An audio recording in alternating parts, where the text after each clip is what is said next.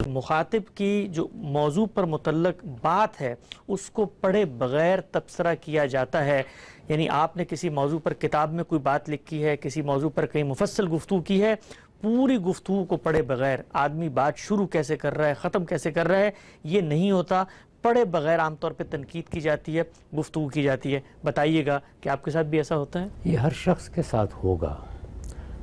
یہ ممکن نہیں ہے کہ کوئی شخص، وہ میں ہوں، آپ ہوں، وہ ابو حنیفہ اور شافعی ہوں، ہمارے ہاں جو روایت بن گئی ہے اس میں اس سے بچ سکیں. اس کی وجہ یہ ہے کہ یہ مقدمہ قائم کر لیا گیا ہے کہ رسالت مآب صلی اللہ علیہ وسلم پر جو دین نازل ہوا اس کے فہم کی ایک تاریخ ہے، اور وہ تاریخ پایۂ تکمیل کو پہنچ گئی ہے. رسول اللہ صلی اللہ علیہ وسلم سے صحابہ کرام نے دین سیکھا، صحابہ کرام سے ہمارے ائمہ نے آگے اس کی شرح و وضاحت کی، اس کو ترتیب دیا، اس کو مختلف علوم و فنون میں ڈھالا، اور پھر وہ تصنیفات کی صورت میں بتدریج ہمارے لیے رہنما بن گیا. اس سے ایک دینی روایت قائم ہوئی ہے. یعنی جو نتائج نکالے گئے، جو چیزیں مان لی گئیں، جو چیزیں اختیار کر لی گئیں، وہ عمومی طور پر قبولیت حاصل کرنے کے بعد لوگوں میں بھی رائج ہو گئیں، اور علماء نے بھی جب ان سے پوچھا گیا تو ان کو دین کی حیثیت سے بتانا شروع کر دیا. اس سے یہ خیال پیدا ہوا کہ اب ہمارے لیے اسی کو بنیاد بنا کر چیزوں کا فیصلہ کرنے کی راہ ہموار ہو گئی. میں نے ایک موقع پر یہ عرض کیا تھا کہ ہمارا موجودہ علم یا ہمارا روایتی دینی علم جب بھی بات کرے گا تو اس میں اصل کی حیثیت اجماع کو حاصل ہے. لوگوں نے کس چیز کو سمجھا، سمجھنے کے بعد کس چیز پر اتفاق ہو گیا، وہ اتفاقات کی ایک فہرست ہے جو ترتیب دے لی گئی ہے. جس وقت کوئی شخص اس میں مداخلت کرتا ہے، اس میں کوئی نیا پہلو واضح کرتا ہے، اس میں کوئی بات کہنے کی جسارت کرتا ہے، تو عمومی تعلیم یہی دی گئی ہے، مذہبی لوگوں کو یہی تعلیم دی گئی ہے، یہی دی جاتی ہے کہ وہ اس کو گوارا نہیں کریں گے. جب یہ بات طے ہے تو اس کا مطلب یہ ہوا کہ دو چیزیں ہیں، ایک پہلے سے موجود رائے، ایک جو نئی بات سامنے آ رہی ہے. نئی بات قابل اعتنا ہی نہیں ہو سکتی، اس کا محض نیا ہونا ہی قابل رد ہے، تو اس وجہ سے وہ اس کی ضرورت محسوس نہیں کرتے کہ اسے پڑھیں. اچھا، یعنی یہ کافی سمجھا جاتا ہے کہ جب یہ بات ہی نئی ہے، یہ بات اس سے پہلے یا تو کہی نہیں گئی، یا کہی گئی ہے تو اس طرح نہیں کہی گئی، یا اس کے یہ حدود شرائط نہیں ہیں، ہمارے لوگوں نے نہیں کی، یا ہمارے لوگوں نے نہیں کہی. تو جب یہ بات اس طرح سے نہیں کہی گئی تو اب یہ ایک نوعیت کا تفرد ہے. تو تفرد کے بارے میں یہ زاویہ نظر قائم کر لیا گیا کہ اگر تو کوئی بہت جلیل القدر عالم ہے جس کو ہم بھی مانتے ہیں، جو باقی معاملات میں ہمارے اجماع پر قائم ہے، وہ اپنے کسی تفرد کا اظہار کرتا ہے اور علم کی دنیا میں کرتا ہے، تو اس کو تو ہم گوارا کر لیں گے. گوارا بھی کس دائرے میں کریں گے؟ یعنی تفردات کے دائرے میں. اچھا، کوئی فتویٰ نہیں لگائیں گے، کوئی حکم نہیں لگائیں گے، لیکن بالعموم ہماری رائے وہی ہوگی، اسی پر ہم عمل پیرا ہوں گے. اور چونکہ وہ بھی اس دائرے میں عملاً وہیں کھڑا ہے جہاں ہم کھڑے ہیں، تو اس لیے بڑا عالم ہے، ہم اس کو تو قبول کر لیں گے. لیکن یہ نہیں ہے کہ کوئی شخص اٹھے، خواہ وہ کیسا ہی ذہین فتین ہو اور کوئی نابغہ اثر ہو، اور وہ کوئی ایسی بات کر دے جو اس اجماع کے یا اس روایت کے خلاف ہے، تو اس کو قابل اعتنا سمجھا جائے. جب ایک قابل اعتنا بات ہی نہیں ہے تو پڑھنے کی کیا ضرورت؟ اچھا، یہ بالکل اسی طرح کا استدلال ہے کہ جیسے یہ بات کہ اللہ کے آخری پیغمبر کی حیثیت محمد الرسول اللہ کو حاصل ہے. محمد الرسول اللہ کے بعد نبوت کا دروازہ بند ہو گیا ہے. یہ بات طے ہو گئی، یہ میں نے مان لی، یہ آپ نے مان لی، مجھے آپ کو شرح صدر ہے کہ یہ بات اللہ کی کتاب میں بیان ہو گئی ہے. اس بات پر مسلمانوں کا پورا علم بھی متفق ہے. میرے لیے اب یہ ایک ایسی حقیقت ہے کہ اس کے خلاف اگر کوئی شخص کھڑے ہو کے استدلال کرے گا اور یہ کہے گا کہ میں پیغمبر ہوں یا مجھ پر وحی آتی ہے، میں قابل اعتراض نہیں سمجھوں گا. یعنی یہ اصولاً بات بالکل ٹھیک ہے. اصل چیز یہ ہے کہ جس چیز کو آپ حتمی حجت مان رہے ہیں، کیا اس کو حتمی حجت قرار دیا جا سکتا ہے؟ تو جس چیز کے بارے میں بھی ہم اس نتیجے پر پہنچ جاتے ہیں، عام انسانوں کو دیکھیے، اہل علم کو، کہ یہ تو اب طے شدہ بات ہے، اس کے خلاف کوئی بات قابل اعتنا ہو کیسے سکتی ہے؟ اس کو ذرا عام دنیا میں رکھ کے دیکھ لیجئے۔ کوئی شخص آپ کو یہ اطلاع دے کہ ایک کتاب لکھی گئی ہے جس میں ایک شخص نے اس بات کے دلائل دیے ہیں کہ زمین سورج کے گرد نہیں گھومتی۔ اس وقت زمین سورج کے گرد گھومتی ہے، یہ مسلمہ بن چکا ہے، جی اگرچہ نہ میں نے دیکھی ہے گھومتی نہ آپ نے، ظاہر ہے کہ اس میں آثار سے استدلال کیا گیا ہے۔ زمین سورج کے گرد گھومتی ہے، یہ بھی اپنی جگہ پر عقلی استدلال ہے میرے اور آپ کے لیے۔ سائنسدانوں نے کوئی چیز اوپر جا کے مشاہدہ کر لیا تو وہ ایک الگ چیز ہے۔ جب یہ صورتحال ہوتی ہے تو اس میں بعض اوقات ہم بھی نہیں سنتے کسی بات کو۔ تو یہ جو ذہن ہے یہ اس طرح بنا ہے۔ ہمارے ہاں صرف یہ نہیں ہے کہ مثلا اللہ کی کتاب ہے، مثال کے طور پر اللہ کی کتاب میں ایک بات اس طرح بیان ہو گئی ہے کہ اس میں اختلاف کی کوئی گنجائش ہو ہی نہیں سکتی، اور اس کے بارے میں یہ رویہ اختیار کر لیا جائے۔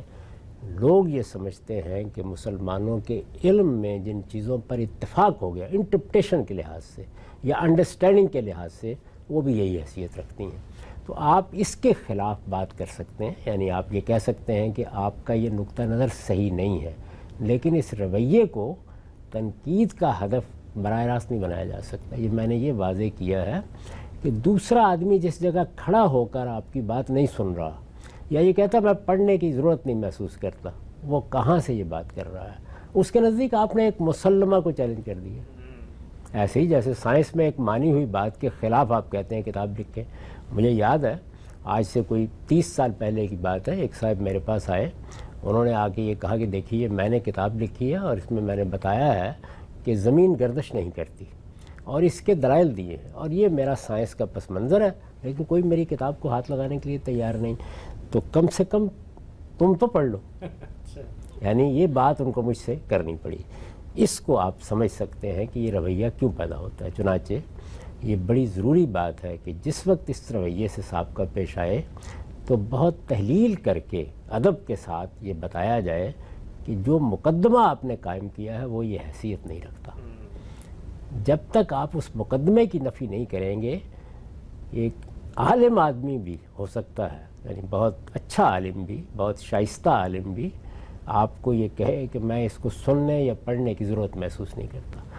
اصول میں دیکھیں تو یہ بات درست نہیں لگتی، لیکن میں نے آپ کو یہ بتایا کہ یہ رویہ یہاں سے پیدا ہوتا ہے۔ ٹھیک ہے، ہم سے بڑا ہی اہم نقطہ، میں اس میں سچی بات ہے کہ داد دیے بغیر نہیں رہ سکتا کہ ہم گفتگو اس پہ کر رہے ہیں کہ بالعموم جو لوگ تنقید کرتے ہیں وہ کس چیز کا لحاظ نہیں رکھتے، اور اس میں جو پہلا نقطہ ہے خود غامدی صاحب نے ان کی جگہ پر کھڑے ہو کے ان کا نقطہ نظر اس میں بتایا، اس میں بھی بڑا سبق ہے۔ اچھا ہم سے جو دوسری علامت بالعموم ہم یہ دیکھنے میں آتی ہے، کسی موضوع پہ آپ تبادلہ خیال کر رہے ہیں، تنقید کر رہے ہیں، گفتگو کر رہے ہیں، تو مخاطب کی جو غیر متعلقہ باتیں ہیں ان کو موضوع بحث بنا دیں۔ مثال کے طور پہ آپ سے کسی دین کی انٹرپریٹیشن میں اختلاف ہو جاتا ہے، مجھے ہو جاتا ہے، کسی عالم کو ہو جاتا ہے، سود کے مسئلے میں ہو گیا یا پردے کے مسئلے میں ہو گیا۔ اب جب گفتگو کی جائے گی پردے کے مسئلے میں تو کہا یہ جائے گا کہ جی موسیقی بھی اور سود بھی اور باقی ساری چیزیں بھی ان کے ہاں بالکل ایک مختلف انٹرپریٹیشن ہے، اس لیے اب اس معاملے میں بھی ہم ان سے اختلاف کر رہے ہیں۔ تو یہ بھی بتائیے گا کہ اس کی کیا وجہ ہے؟ یہ ہمارے بالعموم دیکھنے میں آتا ہے کہ جب آپ گفتگو کر رہے ہیں تو مخاطب کی غیر متعلق باتیں جو اس وقت موضوع سے متعلق نہیں ہیں ان کو بھی گفتگو میں تنقید میں شامل کیا جاتا ہے تاکہ اس سے آپ کا جو دلائل کا زور ہے وہ بڑھ جائے۔ یہ مناظرانہ ذہن ہے، اس کے پیچھے بھی اگر آپ غور کریں تو یہ احساس ہوتا ہے کہ فلاں آدمی جو بات کر رہا ہے وہ بات تو غلط ہے، یعنی یہ طے ہو گیا کہ غلط ہے، یہ بات کوئی گمراہی کی بات ہے۔ کیونکہ جب پہلا مقدمہ آپ نے مان لیا کہ روایت میں جن چیزوں پر اتفاق کر لیا گیا ہے، جن انٹرپریٹیشنز پر اتفاق کر لیا گیا ہے، ان سے اختلاف ہو ہی نہیں سکتا، تو اس کے لازمی نتیجے کے طور پر جو شخص اختلاف کی جسارت کرے گا اس کے بارے میں آپ یہی رائے قائم کریں گے کہ یہ کوئی فتنہ پیدا کر رہا ہے، یہ کوئی خرابی پیدا کر رہا ہے، یہ کوئی اختلال پیدا کر رہا ہے، اس کی نیت میں کوئی فساد ہے۔ جب بات یہاں سے ہوگی تو آپ ایک مجرم کو گھیرنے کی ذہنیت اختیار کر لیتے ہیں۔ بہت اہم نقطہ، ہاں۔ اس میں پھر یہ بات بھی وہ بات بھی جہاں تہاں سے جو اینٹ روڑا آپ کو ملتا ہے وہ آپ جمع کر لیتے ہیں، اور جب جمع کر لیتے ہیں تو پھر علم عقل کی روشنی میں بات کی جائے یہ چیز مفقود ہونا شروع ہو جاتی ہے۔ اس میں یہی ہوتا ہے کہ اگر یہ الزام بھی لگایا جا سکتا ہے تو لگا دیجئے، یہ بات بھی کہی جا سکتی ہے تو کہہ دیجئے۔ ان دونوں چیزوں میں بہت ادب کے ساتھ یہ عرض کروں گا کہ اس صورتحال کو تبدیل کرنے کی ضرورت ہے. یعنی اب ہمارے علماء کو، ہمارے ہاں دین کے طالب علموں کو یہ بتانے کی ضرورت ہے کہ یہ دونوں رویے دور حاضر میں اب نہیں چل سکتے. دور حاضر میں علم کا ایک طرح کا انفجار ہو گیا ہے، ایکسپلوژن ہو گیا ہے. لوگوں کو معلومات پہنچ رہی ہیں، سوالات کے دروازے کھل گئے ہیں. تہذیبی اقدار کے تحت جو خاموشی ہم دیکھتے تھے وہ ختم ہو گئی ہے. ہم ایک ایسی دنیا میں رہ رہے ہیں جس میں سیاسی غلبہ بھی اب مسلمانوں کا نہیں ہے. میں کئی مرتبہ توجہ دلا چکا ہوں کہ پہلی جنگ عظیم میں سلطنت عثمانیہ کی شکست کے بعد ان عالمی طاقتوں کی حکومت دنیا پر قائم ہو گئی ہے، اور دوسری جنگ عظیم کے بعد اور محکم ہو گئی ہے جنہوں نے یہ جنگیں جیتی ہیں. ہم ان کی حکومت کے تحت رہ رہے ہیں. حکومت کرنے کا طریقہ تبدیل کر لیا گیا ہے. براہ راست حکومت کرنا آسان نہیں رہا. اس کے تجربات کیے گئے مختلف جگہوں پر، ان میں بڑی ناکامی ہوتی ہے اور اس میں بہت اخراجات آتے ہیں، اس میں لوگوں کی جانیں جاتی ہیں. تو بالواسطہ حکومت کا طریقہ اختیار کیا گیا ہے. چنانچہ 5 بڑی طاقتوں نے اپنے لیے ایک جگہ بنا لی ہے. ان کو اقوام متحدہ میں جو عالمی تنظیم ہے ویٹو یا استرداد کا حق حاصل ہے، اور اس کے تحت وہ قاعدے ضابطے بنا کر ایک نیم خود مختاری دنیا کے ملکوں کو دیے ہوئے ہیں اور حکومت کر رہے ہیں. جب سیاسی طور پر کچھ لوگوں کا غلبہ ہو جائے یا کسی قوم کا یا اقوام کا، تو اس کو تہذیبی اقدار میں بھی لوگوں کے ذہن پر برتری حاصل ہو جاتی ہے. تہذیبی اقدار میں جو سب سے بڑی قدر اس وقت سمجھی یا مانی جا رہی ہے وہ کیا ہے؟ آزادی. اور یہ آزادی غلط نہیں ہوگا اگر یہ کہا جائے کہ مادر پدر آزادی تک پہنچی ہوئی. یعنی اس میں جن حدود کو پہلے کوئی لانگنے کا سوچ بھی نہیں سکتا تھا، وہ بھی اگر کوئی لانگتا ہے تو دنیا بھر سے لوگ کہتے ہیں کہ اس کا محاسبہ نہیں ہو سکتا. یہ آپ کے علم میں ہے کہ ہمارے ہاں بڑی حساسیت ہے، اور ہم یہ سمجھتے ہیں کہ اللہ کے پیغمبروں کے بارے میں یا کسی بھی دینی شخصیت کے بارے میں آدمی کا لب و لہجہ، بات چیت کا انداز، تنقید کا طریقہ کیا ہونا چاہیے، اس میں ہم حساس ہیں. مغربی قومیں اس طریقے سے حساس نہیں ہیں، تو واقعات ہو جاتے ہیں اس نوعیت کے.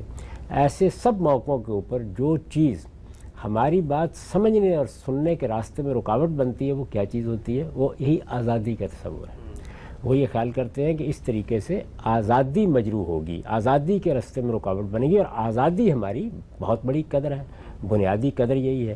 تو اس سے ایک تہذیبی شناخت بھی بنی ہے اور ایک تہذیبی روایت بھی بنی ہے، اور وہ تہذیبی روایت کیونکہ سیاسی غلبہ رکھتی ہے تو اس وجہ سے وہ یہ بھی چاہتے ہیں، یا یہ خود بخود ذہنیت پیدا ہو جاتی ہے کہ اسی کا دنیا میں غلبہ ہونا چاہیے. ہم بھی اگر اس پوزیشن میں ہوں گے تو ہمارے اندر بھی شاید یہی چیز ظہور پذیر ہو جائے گی.